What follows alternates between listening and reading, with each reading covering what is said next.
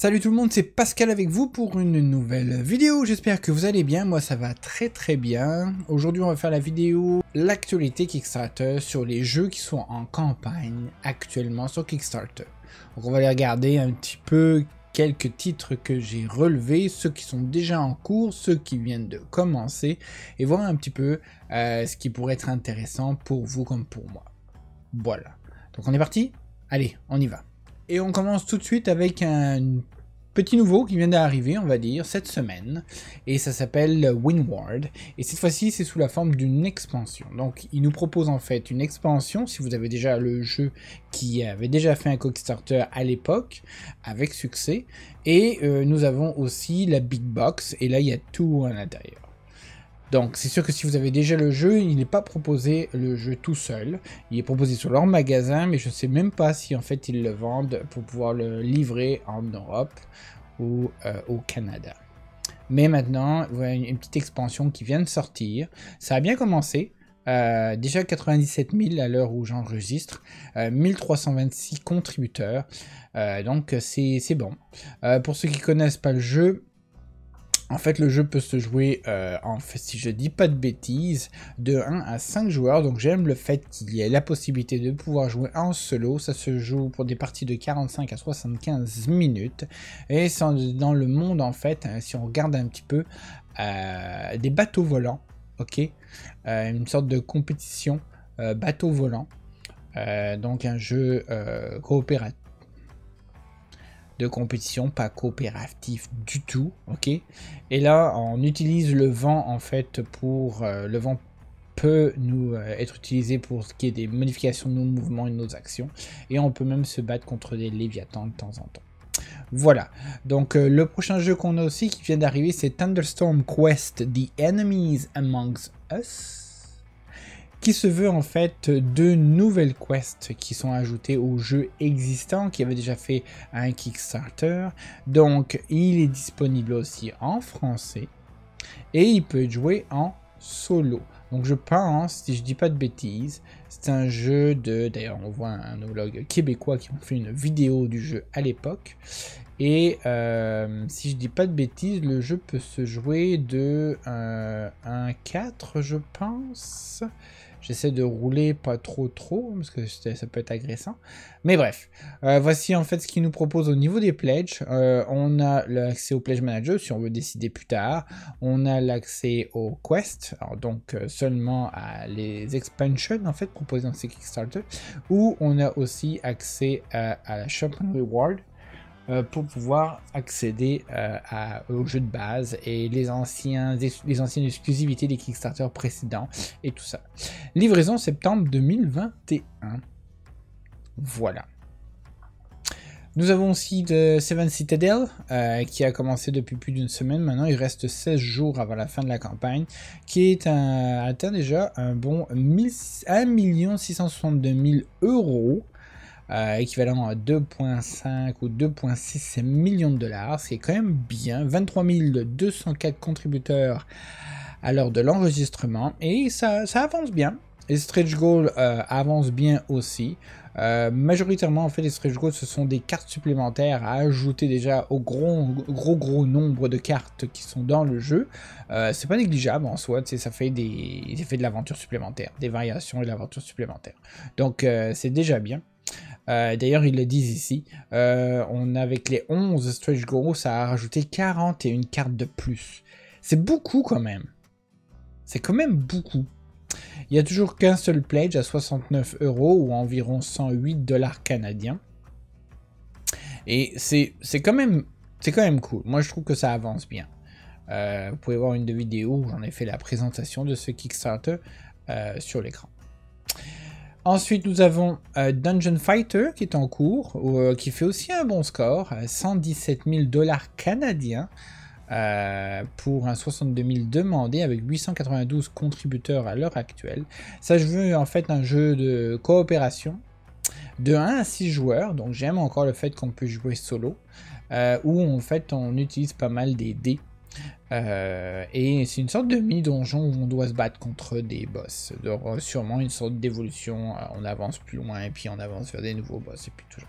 Donc Je sais pas du tout si ça pourrait intéresser quelqu'un, mais moi je trouve que c'est pas mal joli finalement. J'aime beaucoup celui-ci. Il est quand même assez drôle au niveau de sa bouche. Je le trouve marrant. Donc voilà, il y a plusieurs stand-alone à l'intérieur qui peuvent être tous combinés pour faire un seul gros jeu. Ce qui est cool. Donc il y en a 4, si je dis pas de bêtises, qui ont sûrement chacun leur propre thème.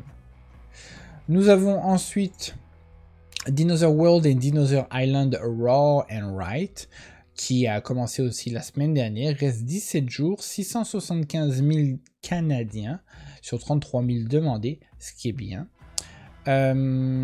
Est-ce qu'il y a une version française de prévue? Je ne pense pas. Le jeu est de 2 à 4, même s'il y a la possibilité d'avoir un mode solo. Ce que j'ai pu voir dans les stretch goals, un mode solo est disponible. Même pour le version stylo, là, le Raw and Right, aussi un mode solo de disponible. Donc à voir ce que ça pourrait donner en solo, mais ça fonctionne bien. En fait, la campagne avance bien et fait un bon score, on va dire, en termes d'argent. Et fait un bon score. Et il y en a encore pour 17 jours, donc d'après ce qu'on comprend, c'est peut-être que ça pourrait atteindre 1 600 000 $ américains. À voir, c'est déjà bien.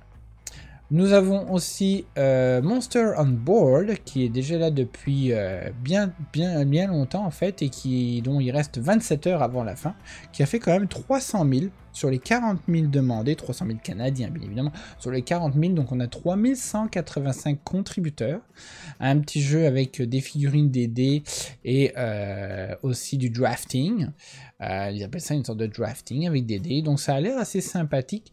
Je ne pense pas, on peut jouer tout seul, mais je pense pas que ce soit un jeu de collaboration. C'est plus une sorte de compétition. J'aime les composantes, on a même des petites voitures en carton, on peut poser les dés à l'intérieur. Je trouve ça fait beaucoup de dés, 78 dés, c'est vraiment cool. Donc ça a l'air assez amusant. À vous de voir si ça pourrait vous intéresser, mais les petites miniatures sont mignonnes aussi. 36 miniatures de Grunt, 24 miniatures de Minion. J'aime ça, les petits summons. C'est mignon. Je trouve ça vraiment mignon. Je pense pas malheureusement qu'une version française est disponible. Et nous avons des pledges qui commenceraient en fait à 54 $ US, donc 63 canadiens, avec le jeu et les stretch goals. Et ou sinon, nous avons la version Deluxe aussi, qui est à 69 US, et la Monster Pack, qui est avec la version de base, la Deluxe plus les expansions. Voilà. Nous avons Machina Arcana to Eternity, la fameuse expansion ou reprint V3 de Machina Arcana, qui, selon moi, n'atteindra pas de version française parce qu'ils ont débloqué la version allemande. Il fallait 500 contributeurs allemands pour que ça puisse débloquer la traduction en allemand. Il faudrait avoir le même nombre en français et on en est très loin. Ok ? Mais il fait quand même un bon score, 402 000 Canadiens sur les 40 000 qui étaient nécessaires, avec 3 952 contributeurs. Il reste encore 15 jours, ce qui est très bien. Donc je pense que ça s'enligne bien. Environ, il y a des prédictions pour de 899 000 $ américains qui ont été projetés avec mon petit Tadon, en fait, qui fait des projections suivant comment ça avance dans le temps. Ça fait déjà une semaine, je pense, qu'il est là et ça fonctionne bien, voilà. Donc pour ceux qui connaissent pas, c'est dans le monde en fait et l'univers de Cthulhu, sorte de dungeon crawler à vocation avec histoire. Donc ce qu'on peut faire va influencer sur le déroulement de l'histoire et on peut jouer tout seul jusqu'à 1 à 4 joueurs. J'ai cru comprendre qu'il n'était pas si facile d'approche en soi pour le jouer, mais pourquoi pas. Moi, il ne m'attire pas. Beaucoup de texte, donc s'il n'y a pas de traduction, c'est dommage. Quand il y a trop de texte, c'est dommage. Mais voilà, hein, malheureusement, je pense qu'il n'y a pas eu assez de mise en phase pour les francophones pour essayer de les attirer, mais tant pis. Et vous pouvez quand même l'essayer sur Tabletop Simulator et Tabletopia si ça vous intéresse.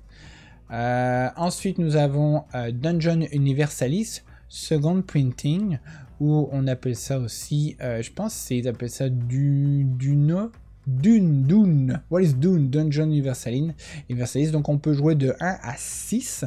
Pas de version française en soi de disponible. Un bon score aussi avec 595 000 Canadiens sur les 124 000 demandés avec 2523 contributeurs et encore 20 jours. Projection à 1,6 million d'euros. Quand même bien. Package allant de l'update, l'expansion, cher quand même, 95 € pour avoir l'update, la campagne. Est-ce que je peux avoir revise? Donc 119 € pour avoir la version révisée de la version 1 finalement pour passer à la version 2, et sinon ça peut monter jusqu'à 239 € pour avoir l'intégralité, ce qui est quand même assez cher. Je sais pas de combien sont le shipping, mais ces derniers temps, de toute façon, les shippings sont vraiment très très élevés, sûrement à cause de la situation actuelle. Mais c'est ça, c'est beaucoup de papier, donc s'il n'y a pas de version française, ça serait un petit peu dommage. Mais voilà.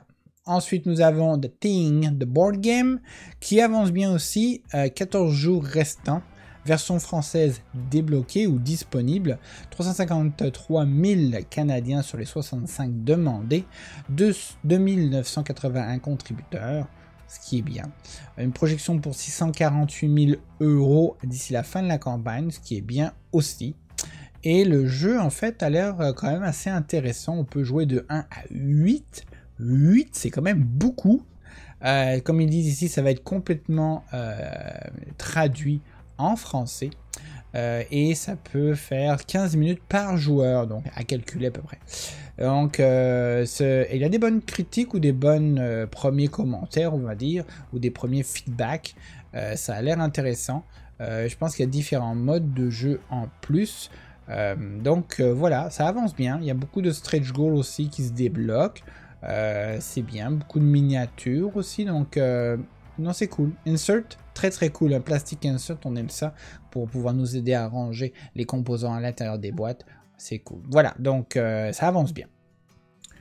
Nous avons Flourish. Flourish qui est une toute petite campagne, il reste 49 heures. Je pense pas que ça ait commencé il y a très très longtemps. En fait, le début de la campagne, si je regarde l'actualité, projet lancé le 15 septembre, on est le 29, donc c'est un petit projet de 15 jours environ. Ça n'a pas fait beaucoup d'argent. Quand même, 178 000 sur les 20 000 nécessaires. Une projection à 150 000 $ américains, pardon. 3537 contributeurs, c'est bien. Il reste 48 heures et c'est par les créateurs de Everdell. Donc ça se veut une sorte de jeu où on peut d'ailleurs jouer tout seul, 1 à 7 joueurs, 20 minutes environ pour jouer une partie. Et en fait, je pense que c'est un jeu où on peut jouer en compétition ou en collaboration. Et c'est la formation en fait d'un jardin, je pense. Donc celui qui a le plus beau jardin à la fin a le maximum de points, il pourra gagner. Ou si on joue en collaboration, j'ai pas trop regardé les règles, mais voilà, c'est les mêmes. Ils disent que c'est les mêmes règles. Bref. Voilà, et il sera, les règles seront traduites en français et certaines cartes seront aussi traduites en français, comme les cartes d'aide qu'on a, ce genre de choses. Je pense pas qu'il y ait énormément de texte non plus, je pense que ce sont plus des symboles sur les cartes avec des chiffres, comme on peut voir ici, des chiffres ou des lettres. Donc je pense que pour les francophones, ce serait pas trop compliqué non plus. Nous avons des pledges à un seul pledge à 39 US ou 53 canadiens et ça donne une copie vers son signature. Et en plus, malheureusement, ça s'envoie que vers certains pays à voir. J'ai pas trop regardé au niveau du shipping. Ils mettent jamais de raccourci ici pour le shipping. On est toujours obligé de scroller comme un malade. C'est peut-être une stratégie marketing aussi. Donc à voir, je vais essayer de descendre vite fait pour le shipping. Donc le Canada on a un 13 et l'Europe on a un 14. C'est à peu près ça. Et pour l'Europe on inclut la France. Voilà. Autre jeu, nous avons Set a Watch Swords of the Coin qui avance bien. 183 000 sur les 26 000 demandés, 3 040 contributeurs, ce qui est bien. Il reste 16 jours. Projection pour 408 000 $ américains d'ici la fin de la campagne. C'est l'expansion Set a Watch du jeu déjà connu et qui avait déjà eu une campagne à l'époque. Toujours un jeu de coopération de 1 à 4 joueurs. Pas de version française, je pense. Si je regarde dans la FAQ, des fois, on a la formation. Et Castator est en anglais et seulement. Donc, s'ils arrivent à trouver des partenaires, ils pourront. Mais pour l'instant, il n'y a pas de planification pour une version française. Dommage. Nous avons aussi Cascadia. Petit jeu pas cher à 29 $. Une sorte de petit jeu de puzzle, on va dire. Ça a l'air très très mignon et très intéressant sur le thème de la nature en fait, donc pourquoi pas. Il reste encore 22 jours, on est à 206 000 sur presque 207 000 sur les 10 000 demandés, 5 108 contributeurs, c'est bien. Projection à 390 000 $ américains d'ici la fin de la campagne, ça a l'air cool, ça a l'air cool. Donc les contributions en fait c'est qu'on a 29 $ pour la Kickstarter édition et si on en veut deux, ça coûte moins cher, on y va avec 56 $, et là si on en veut 6, 165. Donc plus on est nombreux, moins ça coûte cher. Donc voilà, ça a l'air assez mignon en fait. À voir à quoi on pourrait le comparer, je vous laisse mettre ça dans les commentaires. The Reconers Steel Slayer, qui est à 392 000 en ce moment sur les 66 000 demandés, 3 352 contributeurs avec 55 heures, c'est bientôt terminé. Pas de version française prévue à l'horizon. Jeu de 1 à 6 joueurs, c'est quand même cool. Il y a vraiment beaucoup de jeux qui maintenant je trouve vont vers des variantes solo. C'est très apprécié parce que le monde des jeux de société attire énormément de joueurs en solo. Et moi j'en suis un par exemple. Et j'adore ça. Donc on peut jouer. Ça se veut un jeu où on joue tous en même temps. C'est un jeu de coopération avec des dés. Et voilà. En gros, il en est une équipe avec des gens qui ont des pouvoirs. Il faut qu'on essaye, tant bien que mal, d'aller tuer plusieurs boss pour un boss ultime. Ce genre de choses. Nous avons le Return to Planet Apocalypse, qui est à 611 000 sur les 66 000 demandés. J'ai pas de projection, je vais essayer de relancer la page. 3354 contributeurs, ça finit dans 6 jours. Et non, la projection ne veut pas fonctionner avec mon add-on. C'est pas grave. Pas de version française non plus pour ce jeu-là. C'est une réédition en fait d'un jeu qui était déjà sorti et qui est Planet Apocalypse. On a besoin, et d'ailleurs ils ont appelé ça un second print. Donc peut-être ils ont fait des améliorations par rapport au premier. Et il y a des expansions qui viennent avec. Et malheureusement je trouve que ça coûte très cher. Okay. Si on regarde un petit peu, là si je veux ça, je me retrouve seulement avec, par exemple, pour 69 $, j'ai toujours pas le jeu de base. À 99 $, je me retrouve avec le jeu de base et Secret of the Hell.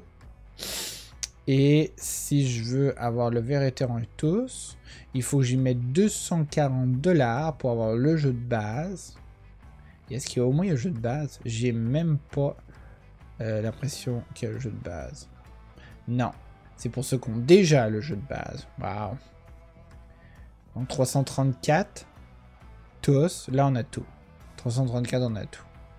Et puis là ça peut monter jusqu'à 666, le chiffre du diable bien évidemment, pour la grosse totalité de ce qu'il y a à l'intérieur.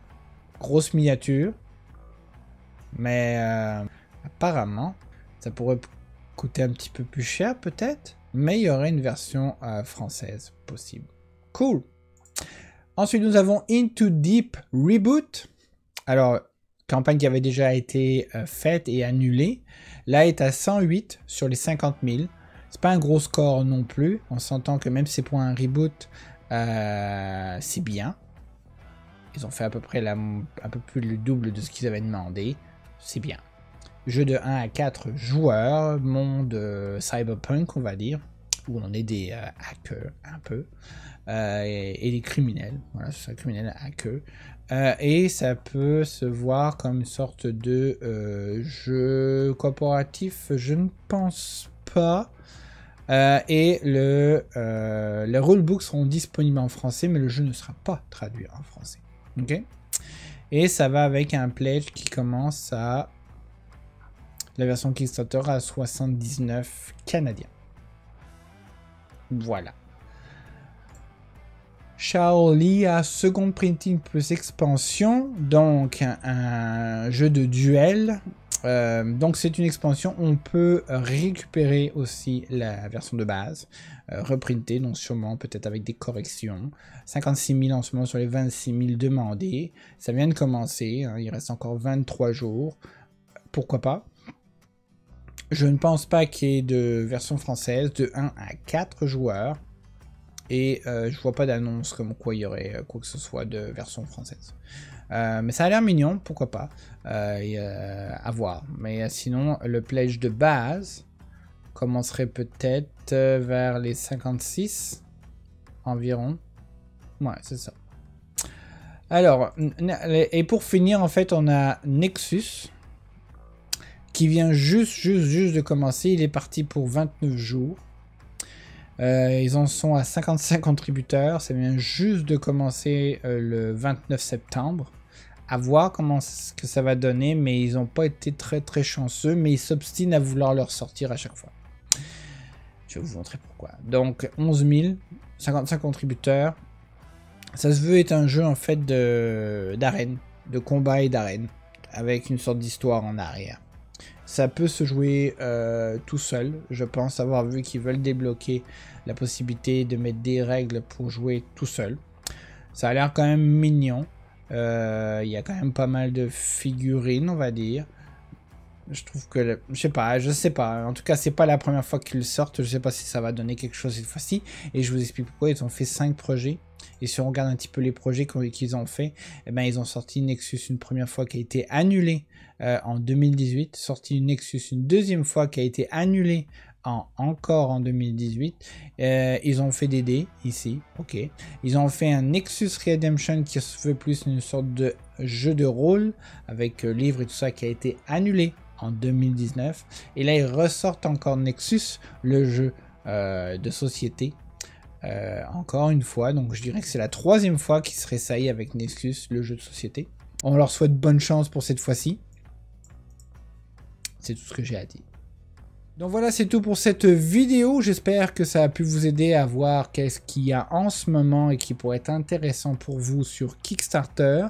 Des campagnes sont en cours et ne sont pas terminées. Il y en a qui se terminent très bientôt. Donc sautez sur l'occasion pour aller voir s'il y a quelque chose qui pourrait vous intéresser. C'est sûr qu'en version française, on n'est pas très chanceux. Je regardais un débat il n'y a pas très longtemps sur les réseaux la version française est quand même quelque chose qui est très demandé et qui peut être quelque chose qui bloque beaucoup de francophones. La barrière de la langue. Je comprends. Je peux comprendre. Donc c'est dommage. Surtout quand il y a des grosses campagnes qui font un demi-million. Je me dis peut-être qu'à partir d'un demi-million, ou même le million et au-delà du million, essayer de faire l'effort, s'il n'y a pas beaucoup de texte, de pouvoir faire des traductions et embaucher des gens qui font des traductions. Ça pourrait être quelque chose d'intéressant. Et pas forcément passer par les gros distributeurs de ce monde qui font des versions françaises et qui sont des grosses machines. Peut-être voir avec... Tu sais, à voir. Bref, donc voilà, c'est tout. Si vous avez aimé la vidéo, comme d'habitude, vous faites un pouce, vous abonnez, faites la cloche. C'est tout. Donc, est-ce qu'il y a des jeux là-dedans, dans cette liste sur lesquels vous avez backé? Si c'est le cas, ben, mettez-moi ça sous la description dans les commentaires et dites-moi les jeux que vous avez pris, que la version française ou pas soit disponible. On se retrouve dans une prochaine vidéo. D'ici là, portez-vous bien. Allez, bye bye.